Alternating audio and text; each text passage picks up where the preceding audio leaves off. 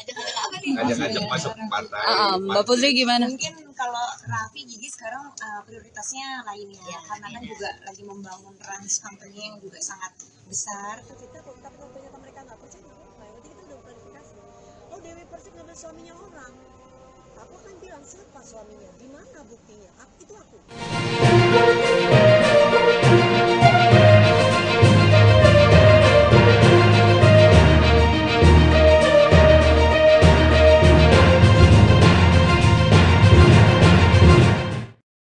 Halo Tribuners, jumpa lagi bersama dengan saya Fenty Novianti dalam tayangan berita selebritis di Tribun Lampung. Kami akan menyajikan informasi menarik dan terupdate seputar selebritis tanah air untuk Anda. Dan inilah berita selebritis selengkapnya. Berita pertama datang dari finalis Miss Universe Indonesia yang kaget dipaksa foto tanpa busana. Finalis Miss Universe Indonesia 2023 berinisial NL resmi melaporkan PT Akapela Swastika Karya atas dugaan pelecehan seksual ke Polda Metro Jaya pada Senin 7 Agustus 2023 hari ini. Laporan tersebut sebagai buntut kasus body checking atau pemeriksaan tubuh tanpa busana pada finalis Miss Universe Indonesia 2023. Menurut kuasa hukum korban Melissa Anggreni, awalnya para finalis dijadwalkan untuk melakukan fitting gaun atau pengepasan pakaian. Melissa menegaskan sebelumnya juga tidak ada standar operasional prosedur atau SOP pemeriksaan tubuh dan pemotretan tanpa busana. Sebelumnya isu finalis Miss Universe Indonesia 2023 difoto tanpa menggunakan busana ramai diperbincangkan usai Sally Giovanni, National Director Miss Universe Indonesia 2023 mengunggah pernyataan tidak terima. Oleh karena itu, Sally bersama kuasa hukum dan perwakilan finalis Miss Universe Indonesia mendatangi Polda Metro Jaya pada Senin 7 Agustus 2023 untuk membuat laporan atas dugaan tindak pelecehan seksual.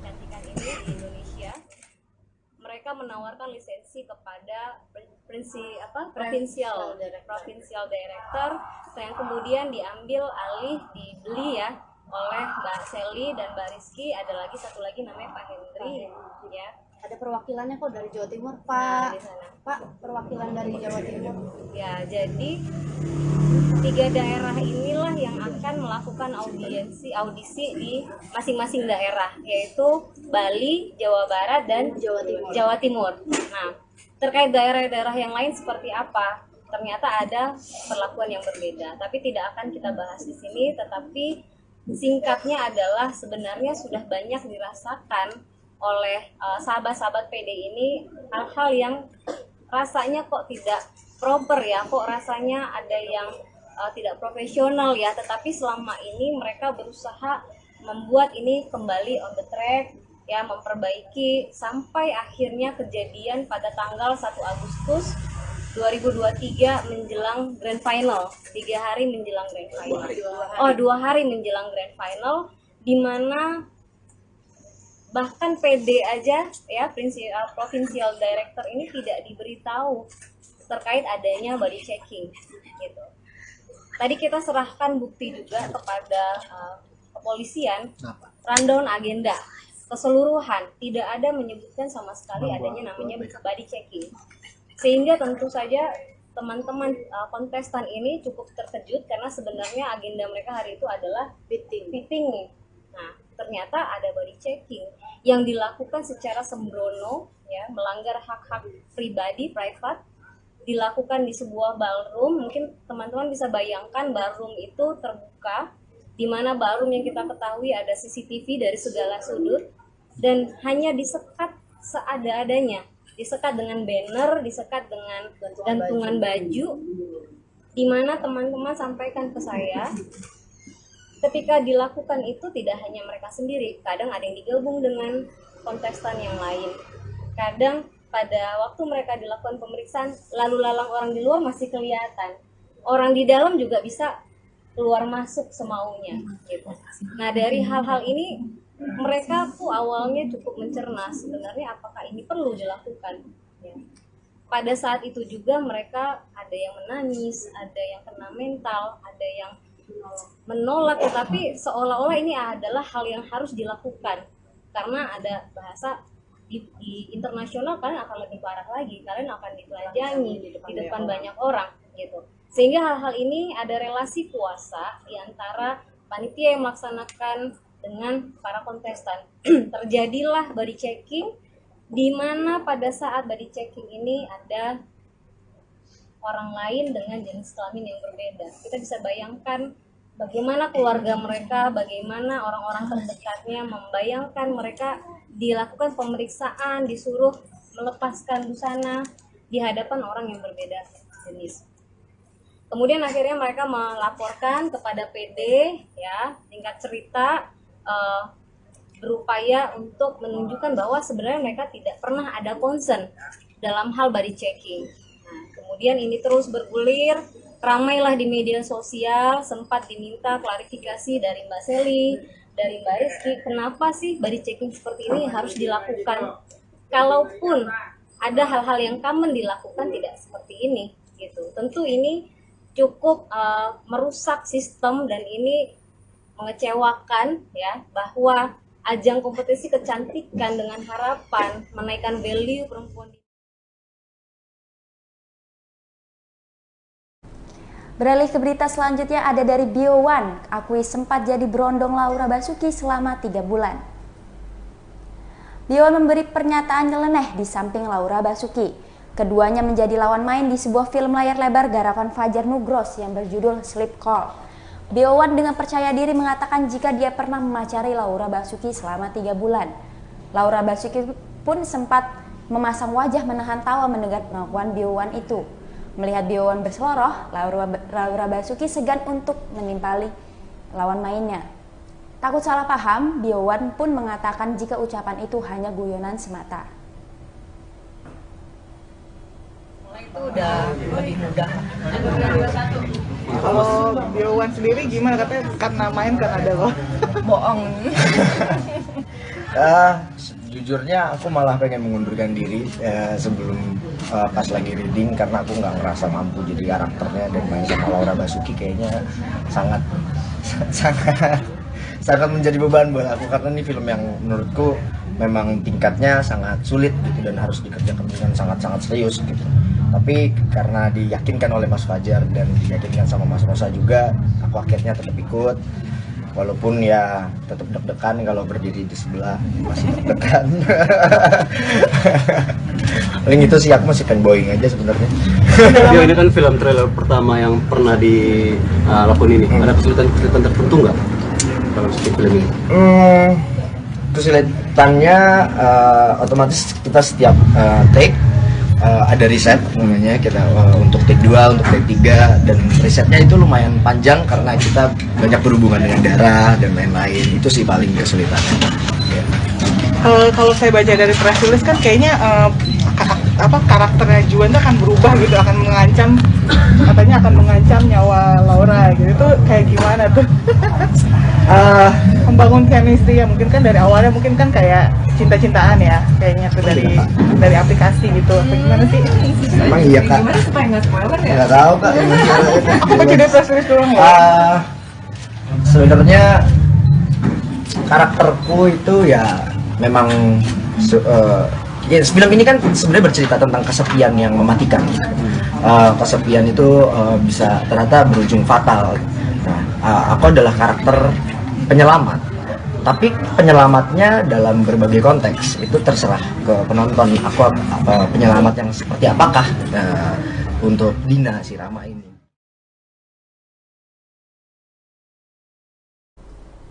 Berita selanjutnya didukung Raffi Ahmad, JJ Govinda dan Nisha Ahmad terjun ke politik. Musisi Richie Ismail atau JJ Govinda dan adik Raffi Ahmad, Nisha Ahmad terjun ke politik dengan bergabung dengan Partai Amanat Nasional atau PAN pada Senin 7 Agustus 2023. Terjunnya JJ dan Nisha ke politik tentunya mendapat dukungan penuh dari sang kakak ipar, Raffi Ahmad. JJ menjelaskan alasannya terjun ke politik dan memilih PAN sebagai partai politiknya. Dikatakan suami Syahnas Sadika itu, ia ingin mewujudkan impian almarhum ayahnya. Apalagi, menurut JJ, partai PAN juga banyak diisi oleh kalangan muda. Sementara itu, Nisha pun mengatakan ia akan mengedepankan hak-hak perempuan dan ibu anak demi Jawa Barat yang lebih baik. Lebih lanjut, nantinya JJ akan mencalonkan diri di Dapil Jawa Barat 2 sebagai DPR RI. Ia berharap akan amanah selama menjadi anggota partai politik dan akan mengabdi untuk masyarakat. Mendapatkan haknya, mereka bisa menikmati hasil dari karya-karya yang mereka buat. Kalau sekarang masih belum benar lah gitu. Jadi itu artinya berarti untuk musisi dan juga kepolitikan ini akan tetap berjalan di musisi juga, apa emang berfokus di politik? Tetap dong harus musisi, tetap jalan. Karena itu hobi. Boleh dipertegas lagi gak sih maksudnya untuk Anissa sendiri sama JJ tuh masuknya di DPRD apa DPR gitu, boleh diperjelas lagi gak sih? Untuk saya sendiri di Jabar 2 DPR. Kalau untuk Anissa kan saya di provinsi insya Allah berjodoh lah, jadi kita support gitu. Saya menguatkan dari Jabar Kanisa. Jabar sama. Ada andil politik itu kan kejam deh, enggak takut ya? Ya Bismillah. Sama kita aneh-aneh kan. Tenisa, ada andil dari Arafi nggak sih memaksakan untuk masuk ke partai politik atau seperti apa? Bukan memaksakan, memang maksudnya Arafi kan memang yang ngajak juga, mengenalkan gitu. Tapi semua keputusan itu dari saya pribadi gitu. Arafi nggak akan pernah memaksakan gimana. Kalau saya kan saya maksudnya mengambil langkah ini juga pasti banyak yang saya pertimbangkan, saya pikir gitu kan. Oh, bisa apa enggak, tapi insya Allah lah gitu, niatnya kan baik. Maksudnya saya juga di sini ingin mencoba sesuatu yang baru, belajar yang baru gitu, dan ingin bermanfaat lah buat orang banyak. Tapi udah siap dengan komen negatif dari dulu juga kalau komen negatif insya Allah biasa saya sudah terlatih. Nah, ini kan udah punya anak dan sudah punya pasangan ya, berarti waktunya akan terkuras gitu. Untuk dari pasangan dari Kak Anissa sendiri maupun JJ sendiri itu gimana sih akhirnya terjun ke politik ini? Kalau Syahnas alhamdulillah full support. Dia seneng lah ini apa, karena dia kamu punya dunia baru kan, belajar lagi kayak pokoknya yang penting macam-macam. Kalau dari saya sendiri, suami saya juga support banget gitu, walaupun misalnya dia kayak ya dia mau kok gitu, oke pokoknya belajar ya, kalau misalnya saya emang nggak bisa atau apa dia pasti mendampingi gitu, ngajarin. Insya Allah kalau anak-anak saya apapun ibu akan cari waktu gimana pun caranya untuk bisa membagi waktu antara kerjaan sama keluarga. Arafi juga akan nyalek atau seperti apa sih Mbak Putri? Ada rencana untuk keluarga Anda resminya atau gitu? Ngajak apa nih? Ngajak masuk partai. Mbak Putri gimana? Mungkin kalau Raffi, Gigi sekarang prioritasnya lain ya, karena kan juga lagi membangun Rans company yang juga sangat.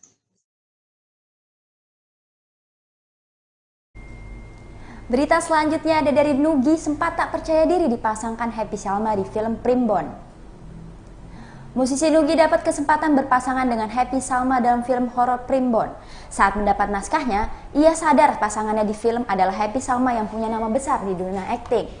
Nugi sempat tak percaya diri ketika harus beradu akting dengan aktris besar. Sementara ia bukan apa-apa dalam dunia akting.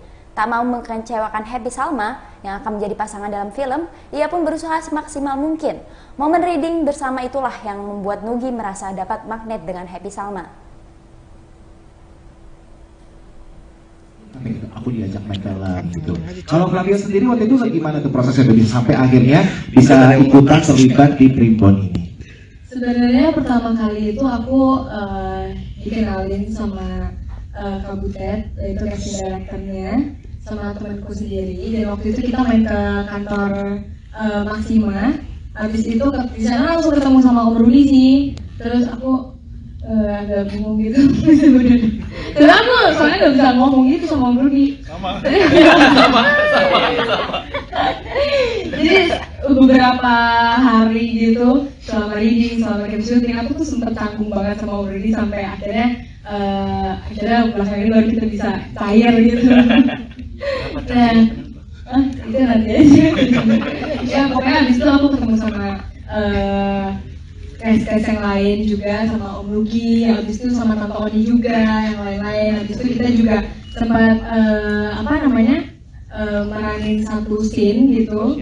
Terus akhirnya tiba-tiba besoknya aku udah di oke aku main di sini gitu. Dan aku baca dari skenario-nya itu aku bener-bener seneng banget, dan aku juga amazed banget karena aku juga maksudnya senang aku bisa dipercayain untuk main sebagai Rana di film ini gitu. Wow, tapi kaget gak? Endingnya lah kamu jadi hantu gitu loh. Kaget gak kira-kira dikasih peran langsung hantu gitu? Sebenarnya aku lebih kagetnya karena aku memainkan dua kehidupan ya, dua kehidupan yang dimana satu kehidupannya aku belum mengalami karena aku masih hidup ya. Oke. Kamu tanya aku sayangnya aku yang pegang pintu. Itu jadi tantangan aku sendiri sih. Jadi aku banyak tanya juga sama Om Rudi sama cast yang lain juga gitu. Jadi banyak sharing juga sih. Oke, nice.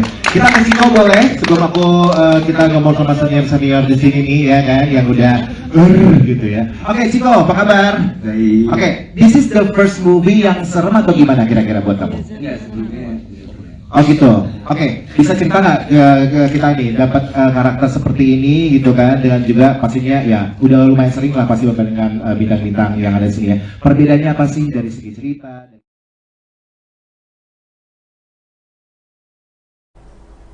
Ini dia berita terakhir dari Dewi Persik tanggapi soal somasi Saipul Jamil. Dewi Persik enggan menanggapi terlalu banyak terkait somasi yang dilayangkan Saipul Jamil kepadanya. Mengenai kelanjutan somasi dari Saipul Jamil, Dewi Persik pun mengaku tak mengurus hal tersebut.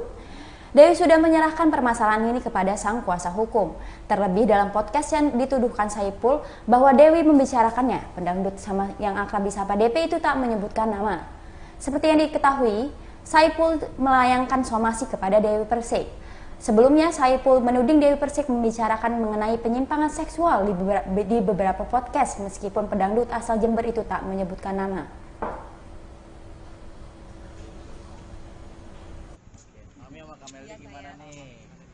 Alhamdulillah, ya kayak gini lah kita, kalian lihat sendiri. Alhamdulillah sehat. Apa lagi coba? Bingung nanya apa. Setelah Kamel dinikah tapi quality time masih nggak sih Mi? Dia sering datang ke rumah. Aku tuh nggak ada perbedaan setelah aku menikah. Setelah nikah ataupun nggak sebelum nikah, setelah nikah nggak ada perbedaan. Malah justru aku senang setelah menikah pun juga lebih dekat sama aku karena dia sering nengokin aku, anti gimana, lagi apa, lagi ngapain, anti jangan sendirian, ayo kita jalan-jalan yuk, kayak gitu. Karena kan kita quality time yuk, ini jangan. Jadi kalau aku kan biasanya kan di rumah udah bertelur aja di rumah udah, kecuali kerja baru keluar gitu. Jadi kalau dia ayo dong nge-mall anti biar anti senang, ayo dong ke sini refreshing, ayo anti ke sini, ya udah aku paling yang ikut aja gitu. Kalau mereka lagi berdua sama suaminya ya aku paling liatin sendiri gitu. Kalau aku nggak ada pasangan aku, kalau kecuali dia pas lagi nggak terbang dia ikut ya, ayo om kita makan om ini om, ayo om. Suka envy nggak sih ngelihatnya, suka envy nggak sih Kak? Kan Meldi udah halal nih sama suaminya. Kalau dibilang envy sih kan aku udah pengalaman 3 kali Mbak. Jadi sekarang pun kalau mau nikah juga bisa. Cuman kan apalagi lakinya ini pengen nikah mulu kan gitu kan. Cuman kan aku masih harus banyak belajar dari masalah yang kemarin. Kalau laki-laki cepet banget move on-nya, segera cepet nikah. Kalau perempuan kan butuh waktu. Takutnya karena harus menyembuhkan luka dulu. Iya. Baiklah Tribuners, itulah berita selebritis bersama saya Fenty Novianti. Jangan lupa untuk terus saksikan YouTube Tribun Lampung News Video, Facebook Tribun Lampung, Instagram @Tribun Lampung, dan TikTok @Tribun Lampung untuk informasi terupdate lainnya. Selamat siang dan sampai jumpa.